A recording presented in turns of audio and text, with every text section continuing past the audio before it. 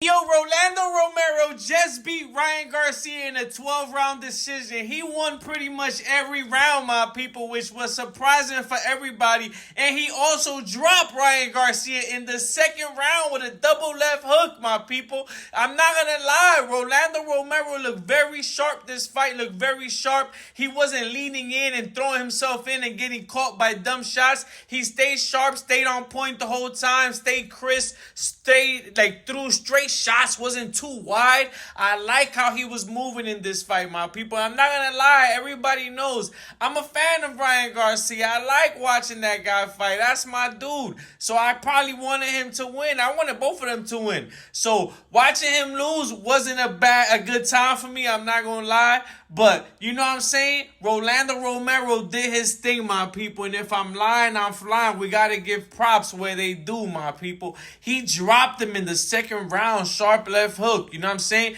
If anything, the old Rolando Romero would have came in and did something stupid, running in, trying to stop him, and would have got hit and probably knocked out, you feel me? But he stayed smart. Now that he learned, you can tell he learned from the mistakes he's done in previous fights with Pitbull, with Gervonta Davis, which cost him the fight, even though those fights he probably could have won, or he probably could have lasted to the end with a decision. But he ended up getting stopped, my people, at those fights because, you know what I'm saying, he wasn't as experienced. Remember, Rolando Romero started boxing real late. I believe it was like at 17. If I'm lying, I'm flying. But I know it was late. Correct me if I'm wrong.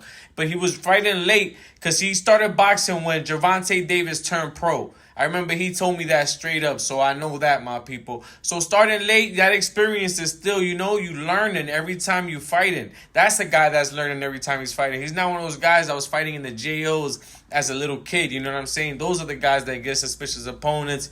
They call suspicious opponents because they shouldn't be fighting somebody like that because they got so much experience since little kids, since junior Olympics and stuff like that. Rolando Romero was not one of those guys, was not one of those kids that had that experience. He came straight into elite, open division, probably novice for a few fights, then went open, and then just turned pro with less than 100 fights, my people. So let me know how you feel about this. Rolando Romero just got the upset, probably the upset of the year, because everybody expected Ryan Garcia to win. He had that time off. Everybody was just looking past Rolly and looking for that Devin Haney rematch, and he actually made it happen. He actually dropped Ryan Garcia and got the decision, my people, a widespread decision. Like, it wasn't even close, my people.